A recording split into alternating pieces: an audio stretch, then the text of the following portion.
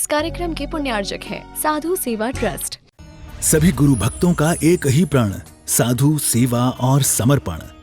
इसी भाव एवं भावना के साथ कार्य कर रहा है साधु सेवा ट्रस्ट। हम जानते हैं हमारे गुरुओं ने हमें इतना सब कुछ दिया, परंतु हमने अपने गुरुओं के लिए क्या किया, ये सवाल जरूर उठता है। देश के कई ऐसे प्रांत हैं जहां पर दिगंबर मुनियों को विहार करने में बहुत कठिनाई आती है। चौके वाले न मिलने पर विहार के दौरान आहार की व्यवस्था भी नहीं बन पाती। कई गांव व शहर आज भी ऐसे हैं जहां साधु संतों के चातुर्मास नहीं हुए हैं। इन सब को देखते हुए श्री साधु सेवा ट्रस्ट का उदय हुआ, जिससे दिगंबर मुनियों के आहार, विहार, प्रवास आदि की व्यवस्था को सुचारू रूप से बनाया जा सके, जिसके माध्यम से हमारा समाज, धर्म, संस्कृति सब सुरक्षित रह सकते हैं। क्यों न हम भी अपनी चंचला लक्ष्मी का सदुपयोग करें एवं अपने सच्चे गुरुओं की रक्षार्थ हेतु आगे आएं। योजना: परम संरक्षक 1,11,111 रुपए, वरिष्ठ संरक्षक 51,151 रुपए, संरक्षक 31,131 रुपए, आजीवन सदस्य 21,121 रुपए, सदस्य 11,111 रुपए। खाता विवरण: account name VVSP Sadhu Seva trust, bank name HDFC bank limited, account number 50200073358170, IFSC code HDFC 0001273, trust PAN card AADTV 8567E, mail ID vvspsadhusevatrust@gmail.com।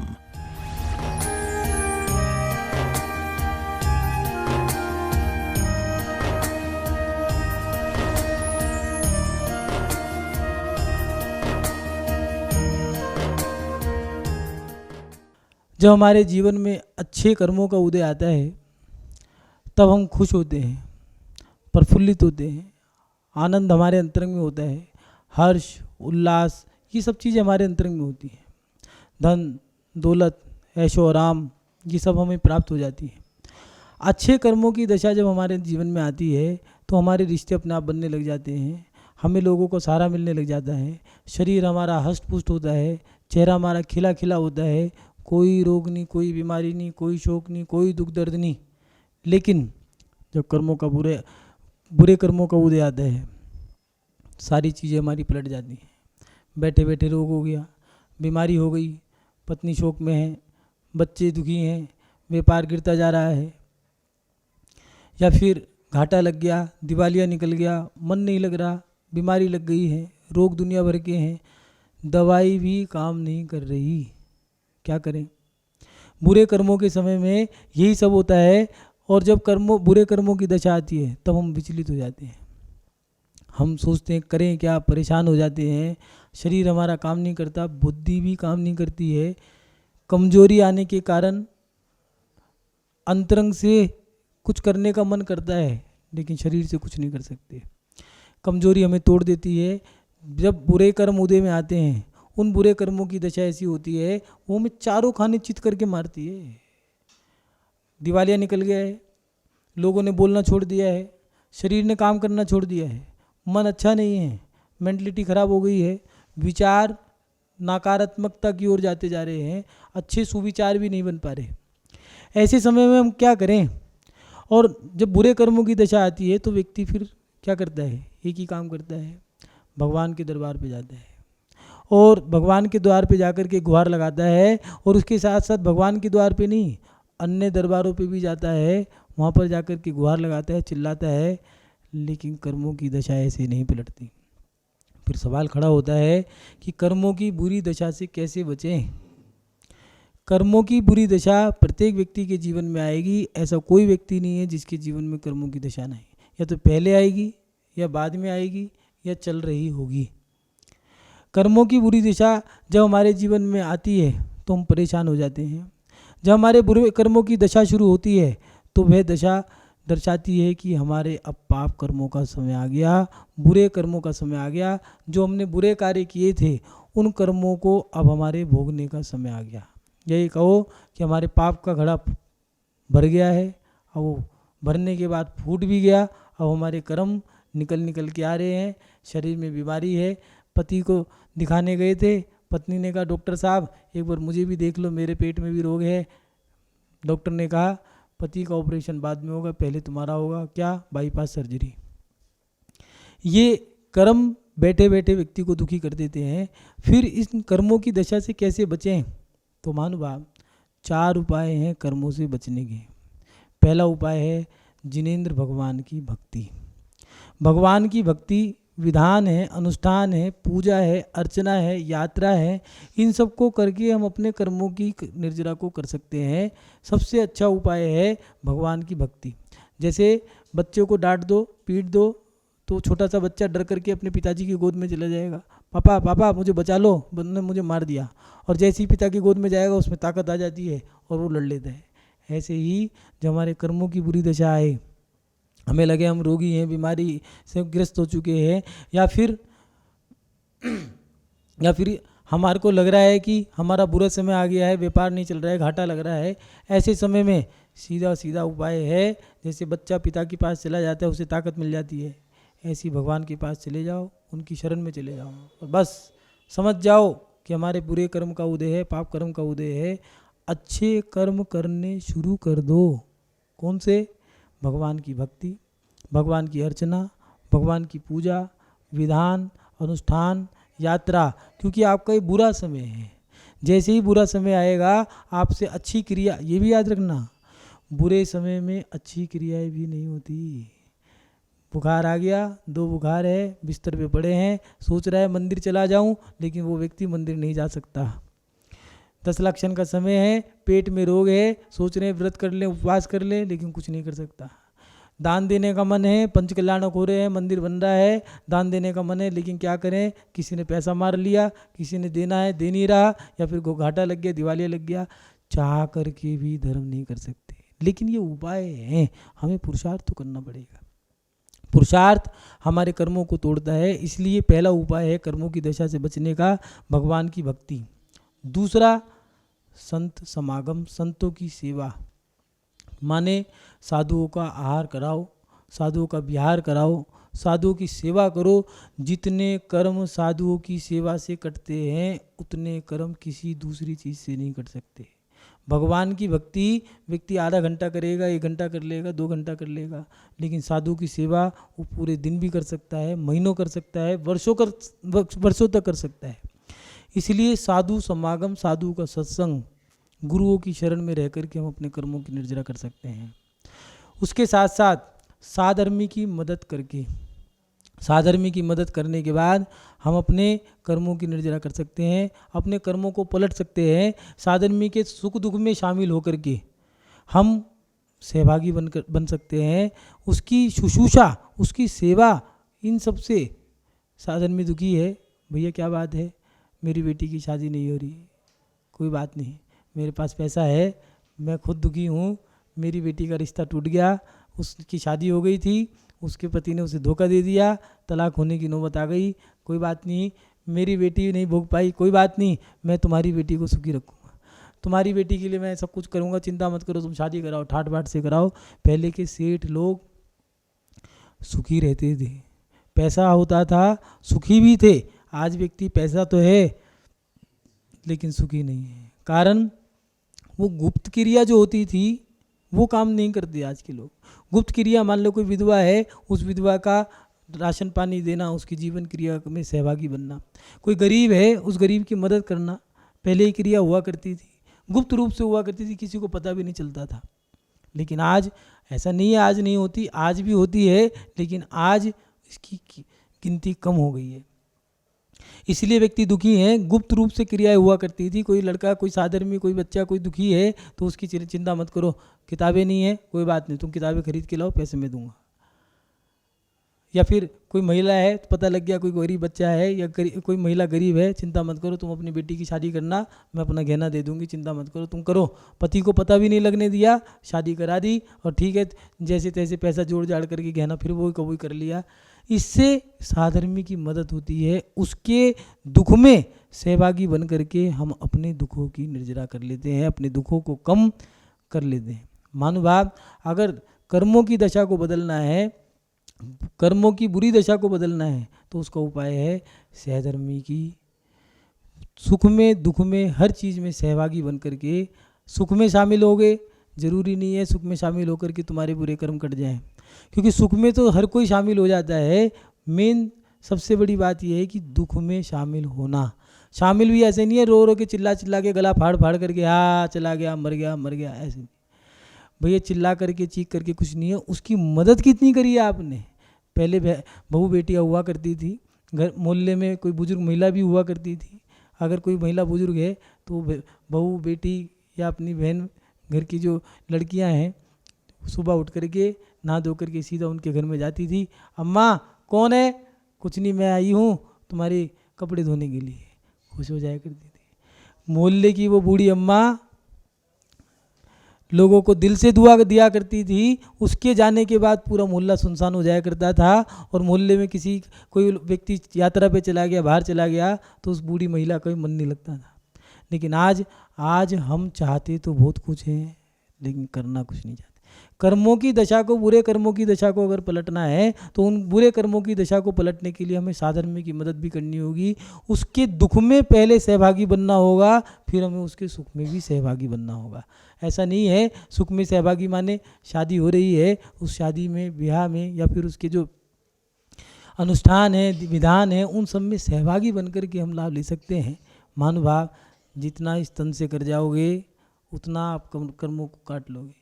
मन से जितनी अच्छी भावना पालोगे उतना आपके अच्छे कर्म बनेंगे।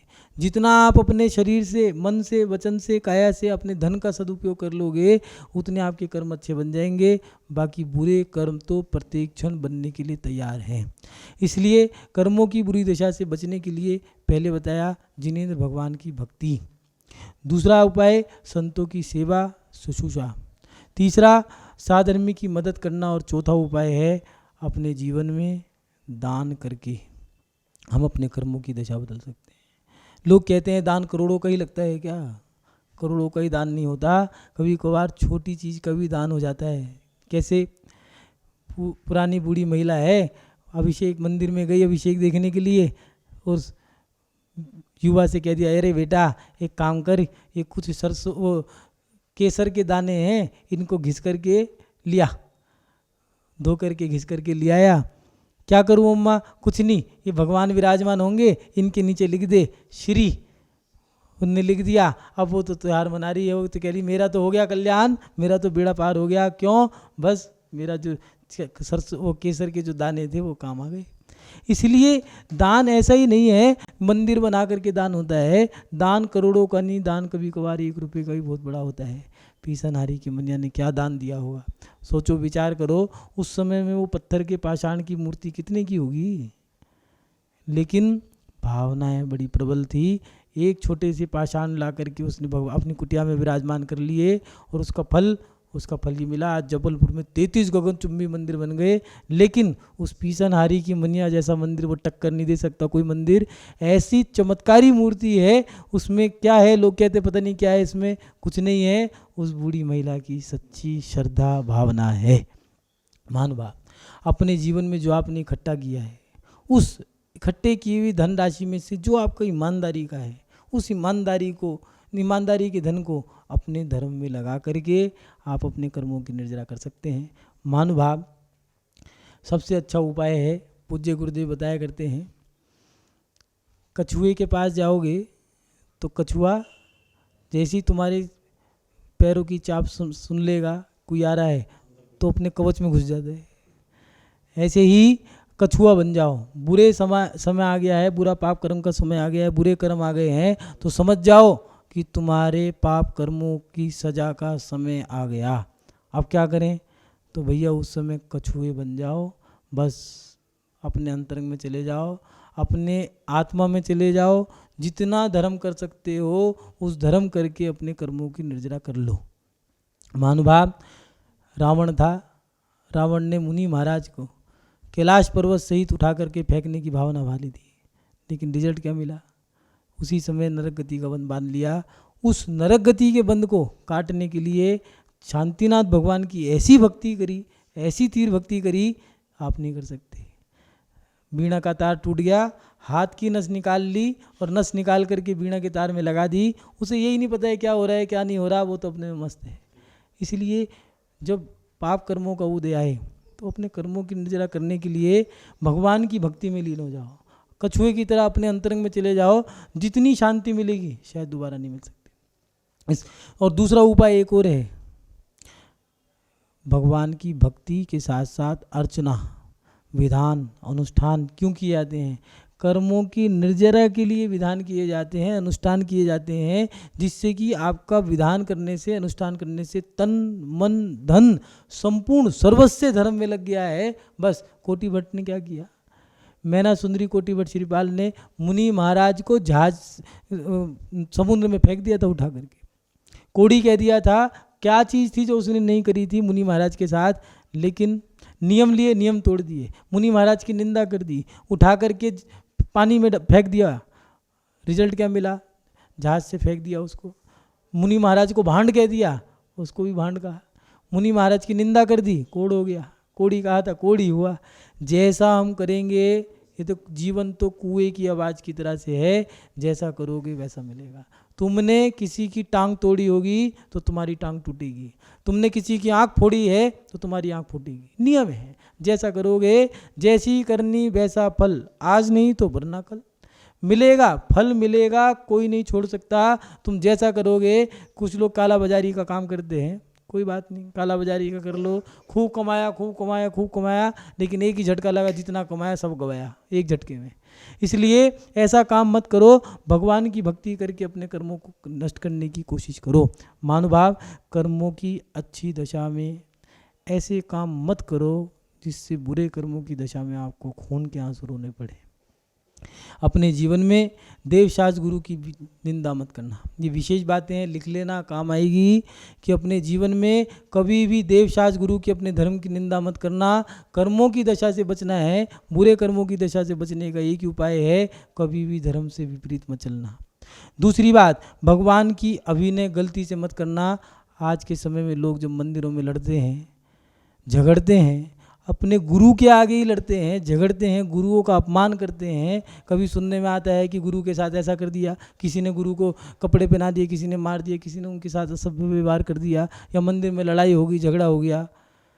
उस समय बस साधु के मन में एक ही बात आती है कि हे भगवान, इन्होंने जो कर्म बांधे हैं, इन कर्मों का भोग कैसे भोगेंगे। ये चेलना सती, मैना सती, अन्ना सती, चंदा सती, सोमा सती, सीता सती, सुर सुंदरी, ये जितनी भी सतियाँ हुई हैं, लोगों को दया आती है इनके जीवन चरित्र को पढ़ करके, लेकिन कभी सोचो इन्होंने किया क्या था। भगवान को कूड़े से ढक दिया था अंजना सती ने, 22 साल का वियोग सहा। द्रौपदी ने इतना ही तो कहा था, देखो एक के साथ 5-5, पांचाली नाम पड़ गया। क्षत्रियों में कभी भी ऐसा नहीं होता कि स्त्री को इतनी बात कह दे, लेकिन उसका एक ये नाम पड़ गया पांचाली। माला अर्जुन के गले में पहनानी थी, टूटकर फूल सारे में बिखर गए, पांचों की गोद में चले गए, उसी से समय से नाम पड़ गया पांचाली, 5 पतियों वाली। जैसा किया वैसा भरा। चंदन वाला दुख इतना सा है, दुख दिया होगा तभी तो दुख मिला है। कभी भी ताली एक हाथ से नहीं बजती। अगर तुमने किसी के लिए बुरा किया है तो याद रखना तुम्हारा बुरा होगा। पहले व्यक्ति कहा करते थे कि हे भगवान, गलती से भी मेरे से गलत ना हो जाए। पूरे दिन वो कहा करते, उन लोगों को, आज की नई नौजवान पीढ़ी पुराने बुजुर्गों को कहा करती है धीमी गति के समाचार, लेकिन वो धीमी गति के समाचार नहीं थे। तुम लोग बुरे हो, वो बुरे नहीं थे, वो समझदार थे। वो कहा करते थे भगवान, कर्म कम हो जाए लेकिन पाप ना हो जाए। मेरे से मेरी जीवन की जो क्रियाएं हैं, मैं कम कमा लूँ कोई बात नहीं, कम खा लूँ कोई बात नहीं। पुराने बुजुर्गों के सूत्र बहुत अच्छे थे, कम खाओ गम खाओ नम जाओ। बैठ गए तो उठने में बड़े समय लगाते थे, उठ गए तो बैठने में समय लगाते थे, हंसते तो सोच के हंसते, राय देने में भी 100 बार सोचते कि भैया मैं राय दूं या नहीं दूं। इन सब से इनका कारण क्या था? कारण था वो सोचते थे गलती से भी कोई हमारे गलत कर्म ना बन जाए, भगवान पाप ना लग जाए। अगर मान लो 11 रुपये मंदिर में देने हैं तो कहा करते थे भैया 1 रुपया ये पकड़ और 10 रुपये पकड़। वो कहा करते थे 1 रुपया कोई बड़ी चीज़ नहीं है। नहीं, गलती से भी एक आना भी मेरे जेब में चला गया मंदिर का, तो भैया इसको मैं कैसे भोगूंगा, उस पाप को हम कैसे काटेंगे। इसलिए पहले व्यक्ति पाप से डरता था। बाप से डरो या ना डरो, पाप से जरूर डरना। मान भाव, अपने जीवन में कभी भी देव शास्त्र गुरु की निंदा मत करना। दूसरी बात, भगवान की अभिनय मत करना। मंदिर में लड़ना झगड़ना ये सारी क्रियाएं गलत हैं।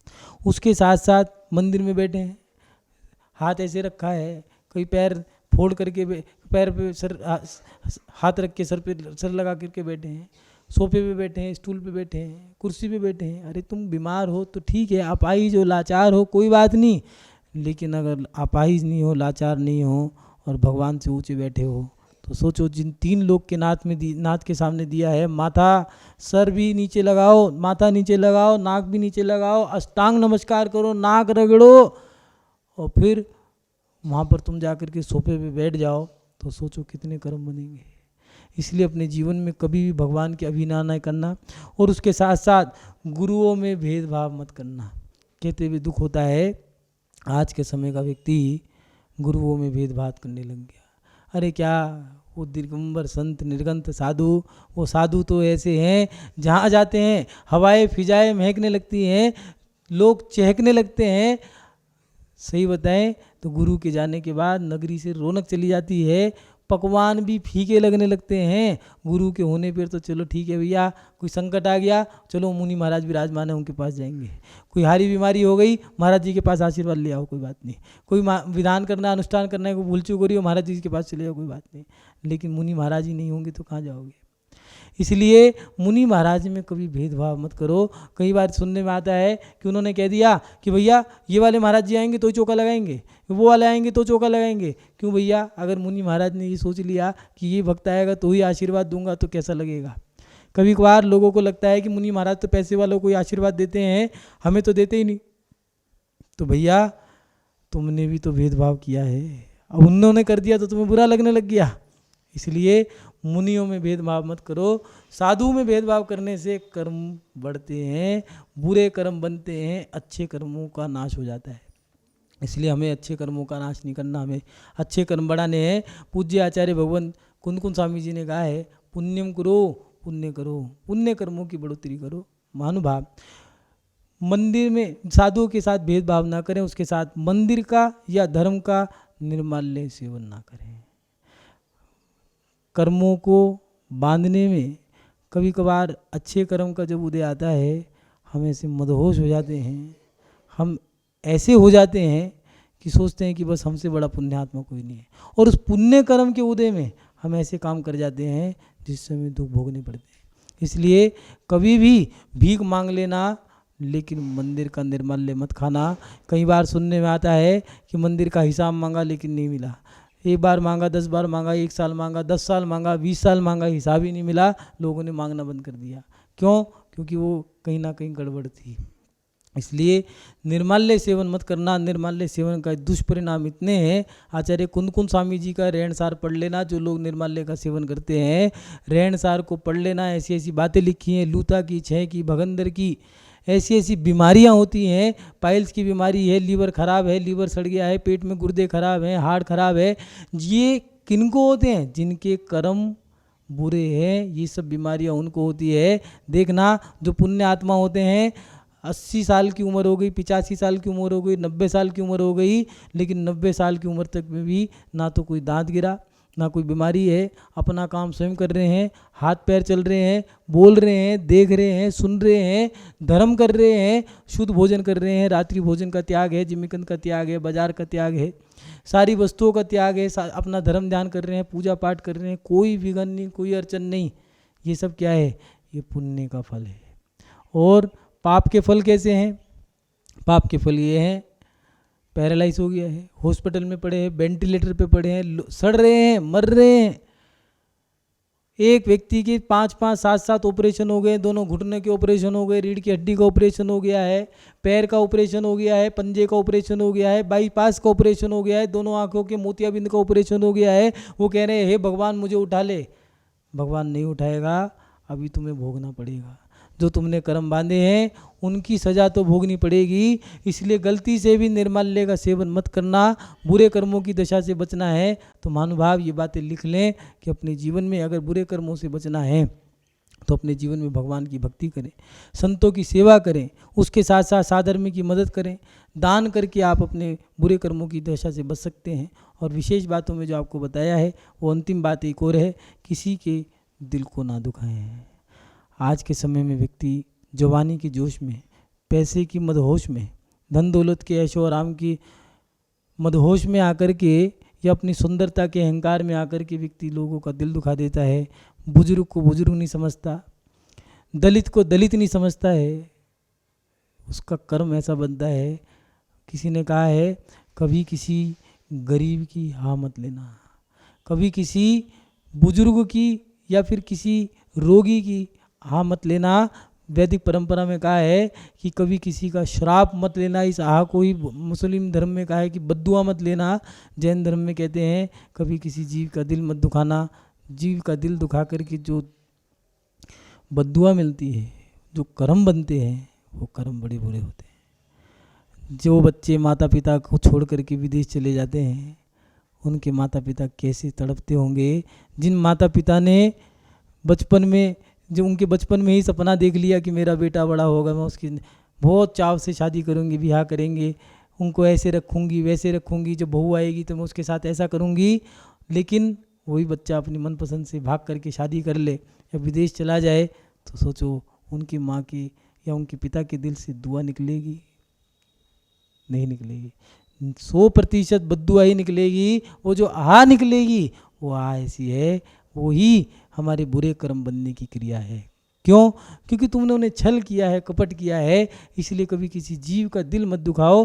थोड़ा कमा लेना, बुजुर्गों की कहावत वो सटीक है, बिल्कुल सटीक कहावत है कि कम खा लो, गम खा लो, नम जा लो, तुम कभी दुखी नहीं रहोगे। इसलिए आज के लोग पैसे के लालच में थोड़ी सी सैलरी तो बढ़ेगी।